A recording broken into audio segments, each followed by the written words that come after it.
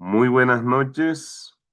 Nuevamente estaremos con esta serie de estudios sobre la carta escrita por Santiago. Como siempre les digo, estamos en las enseñanzas finales. Vamos a leer una vez más. Un momento, por favor. Santiago capítulo 5 versículos 19 y 20. Vamos a ver hasta dónde podemos continuar hoy. Dice, hermanos, si alguno de entre vosotros se ha extraviado de la verdad y alguno le hace volver, sepa que el que haga volver al pecador del error de su camino, salvará de muerte un alma y cubrirá multitudes de pecados. Entonces, vamos a mostrar algunos textos y el contexto de ellos para darnos cuenta quién verdaderamente es el que está extraviado. Por ejemplo, vamos a analizar Mateo 24:5. 24:5 nos dice, porque vendrán muchos en mi nombre diciendo, yo soy el Cristo, y a muchos engañarán. Recordando en qué contexto está Jesús diciendo estas palabras. De hecho, también son capítulos finales de Mateo. Eh, a no equivocarme, creo que Jesús está en su última semana. Esa semana que fue caótica de mucha batalla, digamos así, de argumentos, presentando defensa de lo que es la palabra de Dios frente a grupos que eran influyentes en Jerusalén, tales como los fariseos, los saduceos, los escribas, los herodianos y probablemente los celotes, porque los celotes no estaban de acuerdo con pagar el impuesto a Roma y a Jesús le formulan una pregunta diciendo que si era lícito pagar tributo al César. Entonces vemos que fue una semana de mucha batalla de argumentos, de mucha persecución en todos los sentidos. Sin embargo, en este texto está Jesús dando una explicación porque le hacen una pregunta y hay dos cosas allí que a veces a las personas se les hace difícil identificar y es que hay cosas que son para la vida venidera, para el juicio final, para los días del fin y hay otras que es para la destrucción del templo en Jerusalén, pero de eso podemos hablar en otro momento. Solamente estoy como ambientando eh, todo lo que está rodeando al versículo. Y entonces es allí donde él dice que vendrán muchos en el nombre de Jesús, diciendo que son el maestro. Entonces, en este sentido, vemos que desde el primer siglo se presentaron personas. Gamaliel en el libro de los Hechos habla de dos personas que protagonizaron revolución, que ganaron seguidores. Uno de ellos se llamaba Judas y era de Galilea y decía que era alguien. Y tenía como 400 hombres que le seguían. Y dice en el mismo texto que apenas Judas murió, cuando lo atacaron las autoridades, entonces esos 400 fueron dispersados. En este caso, estos 400 estaban extraviados. ¿Por qué estaban extraviados? Probablemente entre esos 400, estoy casi seguro de que es así, estaban buscando tal vez eh, con fe a Dios, pero se encontraron con la persona equivocada. Entonces, el problema del extraviado es que en muchos casos, y por eso hay que ser celoso de la palabra de Dios, hay que ser celoso de que se enseñe bien. El problema del extraviado es que no solo se extravía él. Este hombre estaba diciendo que era alguien. Gamaliel no dice que era el Cristo, solamente dice que era alguien. Y en este caso, pues, al ser alguien, o si era alguien, eh, lo que estamos viendo, o sea, no dice que era el Cristo, pero estaba arrastrando a unas personas detrás de sí. Vuelvo y digo, estas personas de buena fe estaban buscando a Dios, pero se encontraron con un líder equivocado. Y no hay cosa más peligrosa que alguien que ande en el error, pero que tenga la capacidad de juntar grandes masas, de que la gente le copie, de que la gente le siga. Porque no solamente se pierde él, sino que hace que los que van detrás de él se pierdan. Y por eso, dentro de la iglesia, tenemos que ser celosos, tenemos que ser cuidadosos. Esto no nos llama a la pelea, no nos llama a la discusión, no nos llama a los insultos verbales que a veces nos hacen ver peor que la sociedad que nos rodea, a la cual criticamos porque está llena de corrupción. Solamente tenemos que combatir con argumentos. Es decir, tenemos que contender por la fe, pero con las mismas escrituras. Entonces, el mismo Jesús lo está diciendo, vendrán muchos en mi nombre. Y desde el primer siglo llegaron en su nombre y todavía hoy día hay personas que dicen ser el Mesías.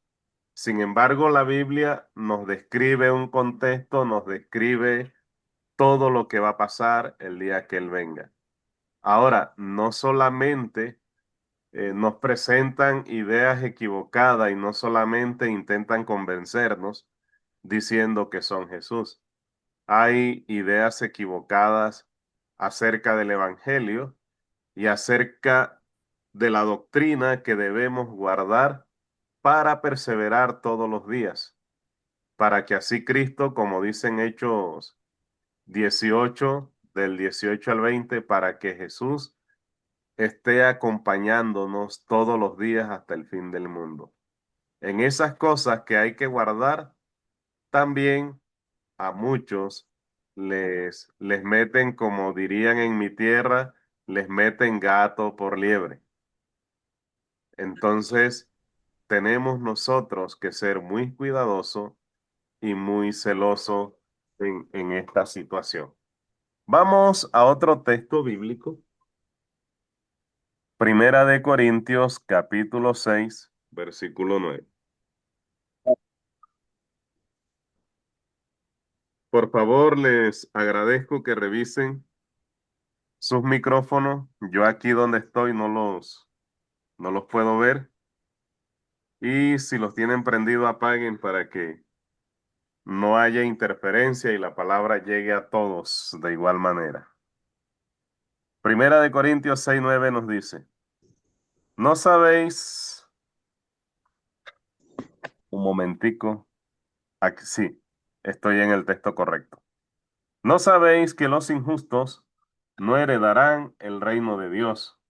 No erréis, ni los fornicarios, ni los idólatras, ni los adúlteros, ni los afeminados, ni los que se echan con varones. Y ahí sigue la lista. Pero aquí hay una palabra y es no erréis. Esta palabra me hace ver que las personas de las que habla el apóstol Pablo aquí son personas conscientes de lo que están haciendo, aunque eh, ahí sí toca mirar si estaban o no estaban extraviados. ¿Por qué digo esto?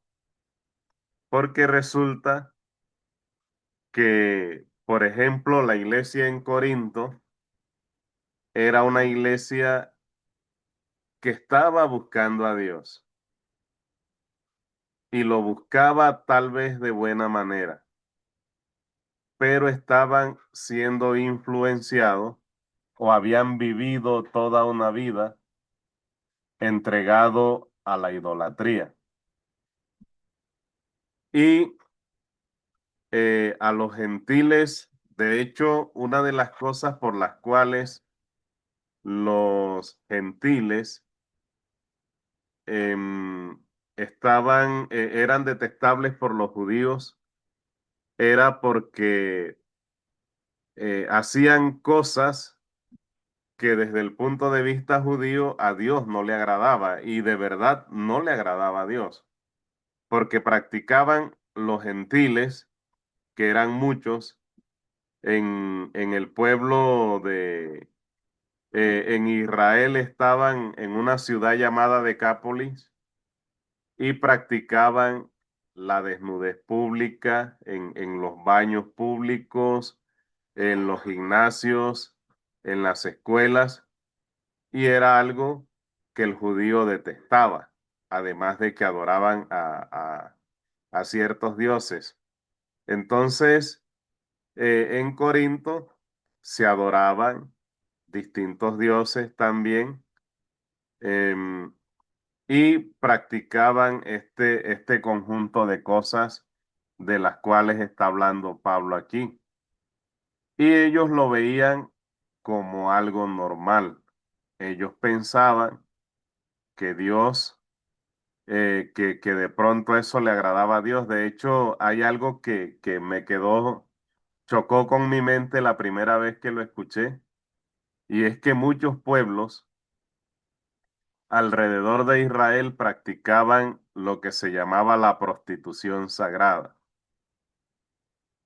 Y yo decía, y siempre lo menciono porque chocó con mi mente, ¿cómo puede ser la práctica de la prostitución sagrada? Pues practicaban la prostitución para agradar a sus dioses. Ellos creían que hacían lo correcto, que la religión de su práctica, o la práctica de su religión, perdone, era lo más adecuado, pero resulta que no. Y llega el apóstol Pablo y les dice, en esto que están viendo aquí, no erréis, no se equivoquen, no se engañen a ustedes mismos. La práctica de todo este conjunto de cosas que ven aquí, no solo en el 9 sino sigue en el 10, dice, estas personas no heredarán el reino de los cielos. Y ya una vez que los ojos del entendimiento les son abiertos, no solamente a la gente en Corinto, sino a mucha gente, que recibieron esta enseñanza, que al estar desviados, ya ellos debían entender que a partir de ahí no podían seguir con estas prácticas. Pero inicialmente ellos pensaban que la manera de adorar a su Dios, aún después de haber obedecido al Evangelio, ellos pensaban tal vez que podían seguir con las mismas prácticas. Y por eso fue que al apóstol Pablo le costó quizás, como dice él, tal vez sufrió dolores de parto porque la congregación seguía enraizada en sus antiguas prácticas. Entonces, como les digo, no sé, porque ellos venían practicando una religión. Pensaban que la intimidad con Dios era practicar ciertas cosas que a la postre Dios no aprobaba. Entonces, ellos estaban equivocados. Y como le digo, los ojos del entendimiento, la visión espiritual les llegó. Cuando hablo de visión es de ver, no de recibir revelación. La visión espiritual les llegó esa luz que les permitió entender que no podían seguir con esas prácticas, que estaban adorando a Dios de una manera equivocada. Pero alguno pensará en estos tiempos, pero ¿a quién le va a caber en la mente, por ejemplo, que, que con el adulterio, con la fornicación se puede adorar a Dios? Pues era otro contexto. Hoy nosotros conocemos un montón de cosas. El conocimiento está a la mano para muchos de nosotros, algo que para ellos no estaba. Por ejemplo, en América, cuando América fue descubierta, el único que sabía leer y escribir era el sacerdote del pueblo. Y mucha gente andaba así porque no todos tenían acceso a la educación, a la lectura, a los libros. Incluso la Biblia inicialmente no estaba escrita en todos los idiomas, estaba escrita en latín. Y dice un dicho que en tierra de ciegos el tuerto es un rey. ¿Por qué? Porque aunque el tuerto tiene un ojo malo, por el otro ve. Y aunque esté equivocado, a los ciegos no le queda otro remedio sino seguir al tuerto, al que tiene el ojo malo. Entonces, así pasa muchas veces con el conocimiento. Hay alguien que de pronto sabe un poquito, pero lo que sabe lo sabe de manera equivocada. El que no tiene conocimiento dice, este hombre es una eminencia. Y por eso es que vienen y las personas se extravían. Si yo practicara estas cosas de manera consciente hoy en día, yo conozco la palabra, yo sé que a Dios no le agrada. Si yo hiciera esto hoy, yo me estoy condenando. Yo no tengo acceso a la vida eterna como lo está diciendo acá. Pero estas personas lo hacían como un sentido de adoración a Dios porque era de pronto la regla de la doctrina en ese momento y en ese contexto. Espero haberme hecho entender en esta parte y bueno, ahorita en los comentarios puedo escuchar. Ahora, vamos a otro texto. Gálatas capítulo 6,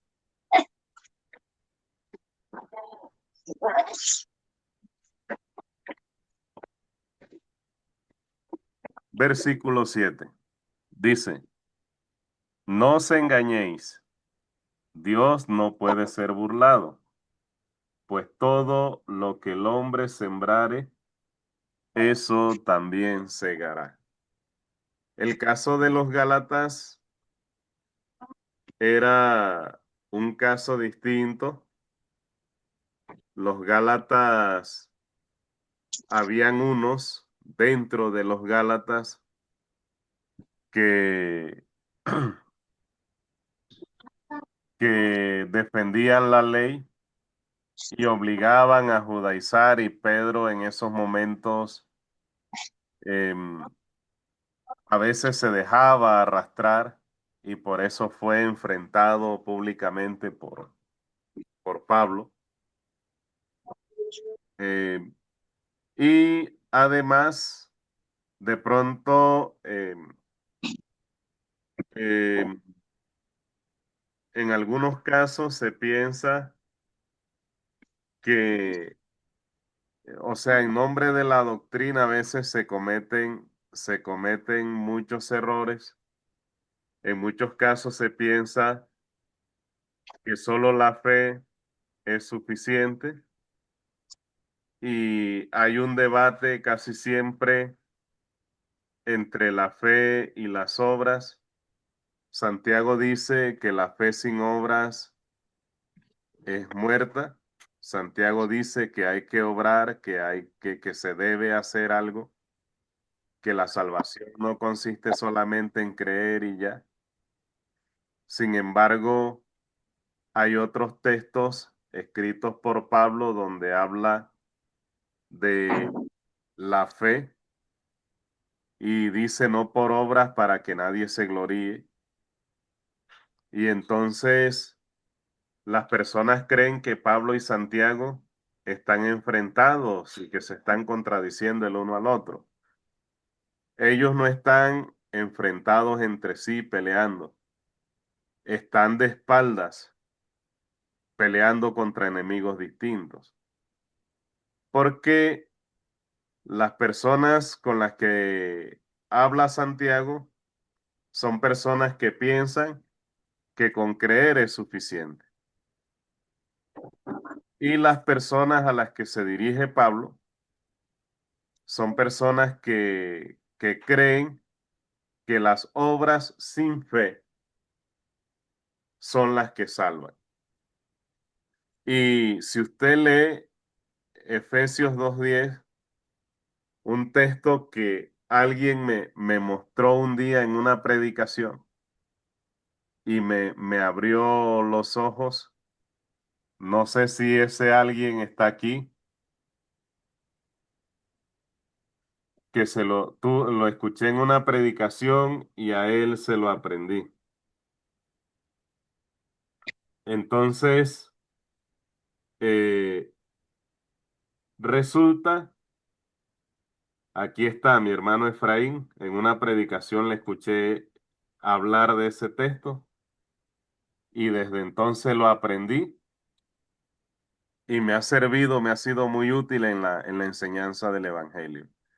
Y Efesios 2 dice, 2:10, porque somos hechura suya, creados en Cristo para buenas obras, las cuales Dios preparó de antemano para que anduviésemos en ellas. Entonces, el texto de Efesios en el versículo 8 dice que por la gracia de Dios somos salvos a través de la fe. Y dice, no por obras para que nadie se gloríe. Hay una diferencia entre ser salvos por obras y ser salvo para buenas obras. El verso 9 dice, no por obras. Y el verso 10 dice, somos salvos para buenas obras. Entonces, si usted piensa que por las obras que hace, sin tener fe, sin tener en cuenta a Dios, sin buscar a Dios en ningún momento, son obras que salen de su corazón, y que usted cree que está haciendo bien, pero el ser humano se equivoca, y por más que se esfuerce usted solo, la obra le va a quedar imperfecta. Entonces, no por obra. pero sí para buenas obras que ya Dios te está diciendo en las Escrituras cuáles son las obras que tienes que hacer, con quién las tienes que hacer y cómo las tienes que hacer. Entonces, de esas obras que tú hagas y que Dios te está indicando que debes hacer, entonces, conforme a cómo hagas tus obras, de lo que siembres con esas buenas obras, así vas a cegar. Y estas obras tú las haces de manera consciente. No es que yo no sabía, porque aquí estas personas en este contexto en que está hablando Pablo son personas con conocimiento, que no lo están usando de la mejor manera. Y que lo que Pablo está tratando de hacer es que esos que están conscientes no arrastren al resto. Porque lo que estamos diciendo es que no hay cosa más peligrosa que alguien con un poquito de conocimiento que lo use mal y que se extravíe y que haga perder al resto. Eso es triste. Y Jesús mismo lo dijo. Si un ciego guía a otro ciego, esas son palabras de Jesús. Ambos caerán al hueco. Y una persona que hace esto, que se le llama la atención porque algunos no están extraviados, sino que lo hacen de manera consciente. Mire, es triste hablar de esto y a mí me duele hablar de esto porque es la iglesia, es el cuerpo de Cristo. Es es el cuerpo de Cristo que tal vez se lo están comiendo las aves de rapiña, como dije unos 2 estudios atrás, se lo están comiendo las aves de rapiña y hacen falta José de Arimatea y hacen falta Nicodemos que vayan y reclamen el cuerpo de Jesús para evitar que las aves de rapiña se lo sigan comiendo. Y el cuerpo de Jesús en este momento es la iglesia. Pero hay gente que hace las cosas por distintas razones, no necesariamente porque estén extraviados. Hay algunos que lo hacen porque son pagados y ser pagado no es malo. Lo malo es que tú tuerzas la doctrina para recibir el dinero. Porque si a ti te pagan y tú predicas el evangelio y tú haces tu trabajo de buena fe, pues lógicamente el obrero es digno de su salario. Pero si te pagan para que prediques una doctrina torcida y algunos tuercen la palabra por dinero y otros la tuercen porque quieren ser los líderes y están buscando la manera de patrocinar, perdón, de pronto desbancar al líder que lo está haciendo bien para quedarse ellos dirigiendo. Y yo pienso que el que quiera liderar, no es malo liderar, pero que luche como han luchado muchos, que, que empiezan de cero. A mí me ha tocado llegar a lugares donde no hay ni un cristiano y me ha tocado predicarles o donde no hay nadie que obedezca la palabra y me ha tocado evangelizar, que hagan eso y así pueden hacer las cosas de buenas maneras. Pero a veces, como dice el dicho católico, quieren ganar indulgencia con rosario ajeno. Entonces, a veces apagan la luz de otro para brillar ellos. Y esto es algo que la persona hace de manera consciente. Y de la manera que siembre con sus obras,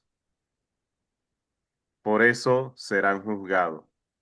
Y de acuerdo a eso será su pago. Y al menos yo aquí en el caso de Gálatas no veo ninguna cuota de extravío. Como por ejemplo, si lo veo en los Corintios. Era un pueblo idólatra como la mayoría de romanos, de pueblos romanos, griegos, que al final todos tenían influencia de todo porque las culturas terminaron mezclándose y ellos creían adorar a Dios. Incluso Pablo en un capítulo de Hechos ve un montón de dioses en Atenas, por ejemplo, porque adoraban a distintos dioses.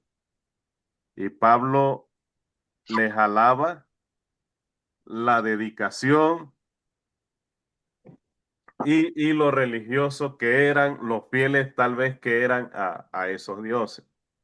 Pero entonces aprovecha y les predica el evangelio como punto de partida. Eran personas que de pronto pensaban que de X o Y manera adoraban a Dios. Y dice que algunos fueron pocos, pero algunos le creyeron. Vea, con uno solo que hubiera creído, si yo hubiese estado en ese discurso, yo hubiera estado feliz, porque al menos uno dejó de estar extraviado.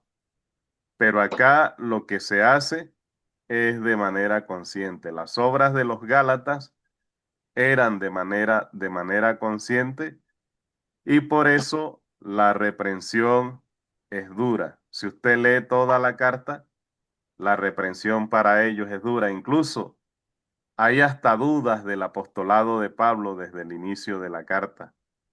Y Pablo empieza presentando defensa como Dios se lo dicta que debía hacerlo. Muy bien, vamos a otro texto en Hebreos 3:10. A causa de lo cual me disgusté contra esa generación y dije, siempre andan vagando, esta palabra, vagando, en su corazón y no han conocido mis caminos. Esto de andar vagando, y también es importante mirarlo, andar vagando es una persona que no tiene una meta definida, que no sabe para dónde va, no tiene un buen fundamento y por eso cambian constantemente. Aquí la carta a los hebreos está hablando del pueblo de Israel y el pueblo de Israel muchas veces desobedeció a Dios, incluso desde desde el inicio de su existencia. Bueno, podemos hablar de Abraham como un hombre fiel que maduró en su fe, que cometió algunos errores, pero que no lo podemos señalar como una persona extraviada por el tipo de relación que tuvo con Dios. Isaac, Jacob fueron hombres humildes y obedientes a Dios a pesar de sus errores. Pero cuando el pueblo llega a Egipto, a pesar de que conoce a Dios y a pesar de conocer la historia de los que llaman los patriarcas, Abraham, Isaac, Jacob, sin embargo, cuando ellos llegan a Egipto, y hay muchos textos que hablan de eso, si alguno tiene la duda, en algún momento yo les puedo pasar de manera privada algunos textos. Pero ellos en Egipto adoraron a otros dioses. Incluso Hubieron mujeres israelitas que se casaron con egipcios. Hubieron también hombres israelitas que se casaron con mujeres egipcias y se dejaron arrastrar por esa falsa religión que ellos manejaban. Entonces, desde ahí empieza tal vez el error del pueblo, de la nación como tal. Luego, cuando salen de Egipto, no solamente ocurre eso, sino que se dejan arrastrar por las naciones que están a su alrededor y por eso Dios les prohibía que se casaran con personas de otros pueblos. No porque Dios eh, despreciara al resto de las naciones, sino que Dios no quería que ellos adoraran de la manera equivocada que estaban adorando los otros pueblos, porque era su pueblo y él era celoso de su pueblo, como tenemos que ser celosos con la doctrina nosotros en este tiempo. Hay que darle un tratamiento al extraviado, como Dios dice, hacerlo volver, pero no permitir que arrastre a muchas personas o que arrastre atrás a toda la congregación. Y estas personas tienen una cualidad, aparentan ser comprensivos, ser mansos, aparentan incluso tener el don de la buena retórica, del buen hablar y a veces hasta caritativos son, tienen apariencia de piedad, pero finalmente en su extravío, en su falso conocimiento, terminan llevándose a a la congregación. Y por estas cuestiones han habido eh, casi que iglesia completa, o más de la mitad, o el 75%, se van detrás de estas personas. Entonces, el pueblo dice que andaba vagando precisamente por eso, y eso lo veo yo bastante en el libro de los jueces. Para mí el libro de los jueces es un círculo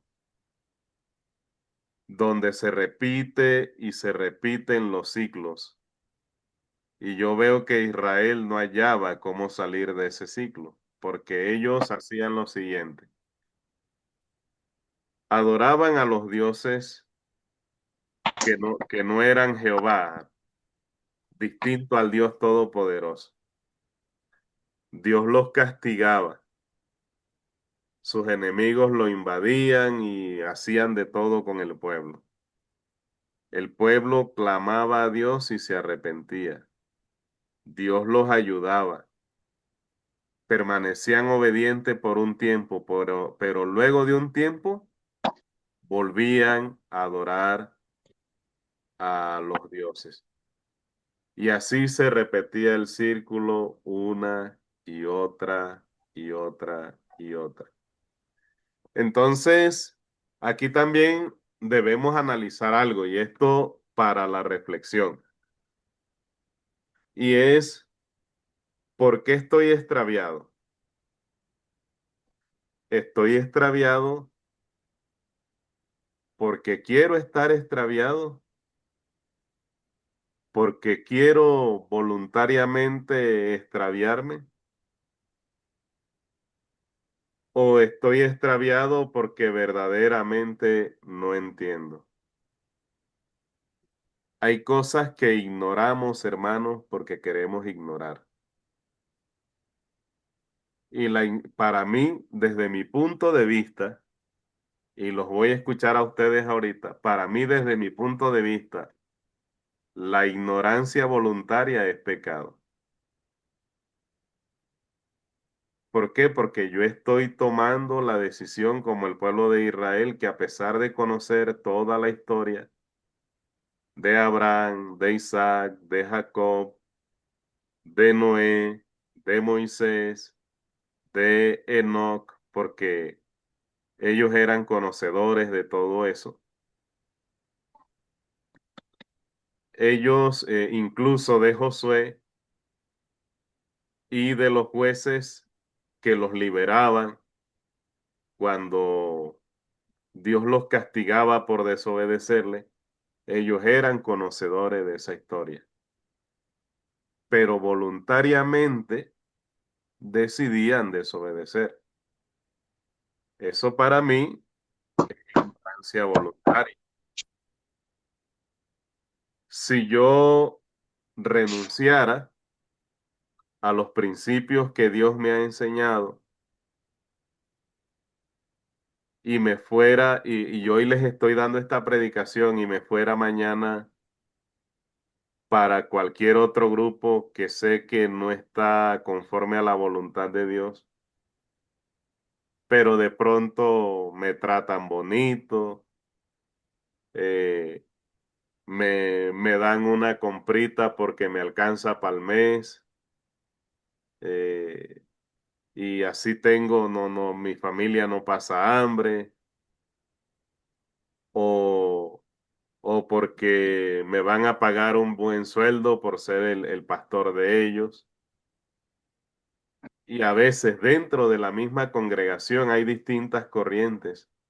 Dentro de la misma iglesia de Cristo hay distintas corrientes. Y a veces yo, al son que me toquen, bailo. Hay algunos que andan así, que bailan al son que le toquen. Y si les toca ser de una corriente, la defienden, pero no la defienden porque llevan en el corazón la verdadera doctrina, sino porque el dinero está detrás de todo esto. Y eso se llama ignorancia voluntaria. Ignoro lo que quiero ignorar por conveniencia. Y acá el pueblo desobedecía. Probablemente puedo decir yo que de pronto los placeres momentáneos del momento les hacían adorar a los dioses, porque el problema con Dios no era falta de dinero o falta de cubrir para cubrir sus necesidades, porque Dios a Abraham lo hizo rico, a Isaac, a Jacob. El pueblo se fue a Egipto y allí estuvieron bien hasta cierto tiempo. Y cuando Dios los rescataba de sus enemigos, los bendecía materialmente, les prosperaba. Entonces el problema no era porque estaban mal económicamente y de pronto esa con los dioses, esa inclinarse a los pueblos, a los dioses que adoraban los pueblos vecinos. El problema no era la falta de cuestión económica, no era la prosperidad material, porque Dios, si algo le dio a Israel fue ese tipo de prosperidad. Entonces, diría yo que probablemente podría ser los placeres mundanos.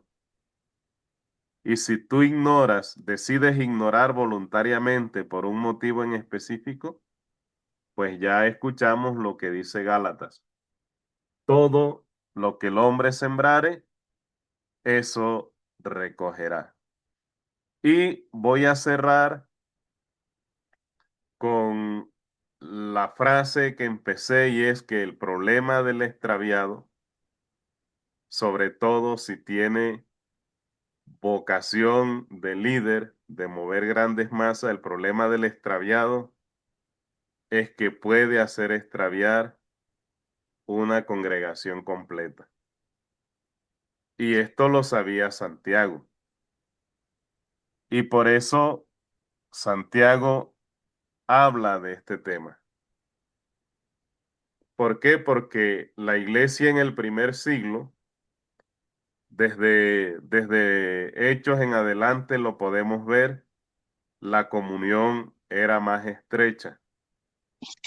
Eh, lo que el uno vivía, el otro lo sabía. Entonces era más fácil. Hoy en día nosotros vivimos encerrados en nuestro mundo. Hoy en día tendría yo, no sé, que llamarlos por teléfono o meterles un gol a través de esta predicación para hacerlos extraviar. Pero mañana cada quien anda en lo suyo. Yo andaré vendiendo agua por las calles. El hermano Rodolfo no sé qué estará haciendo el día de mañana. El hermano Byron estará en el trabajo que tiene y así cada uno andará en lo suyo. Las congregaciones del primer siglo tenían mucho tiempo juntos, pasaban mucho tiempo juntos. Y si había algún extraviado con ese tipo de dificultades, era lo más seguro era que toda la congregación se extraviara. Bueno, mis hermanos, era todo lo que tenía para hoy. Espero que sea de bendición para todos nosotros.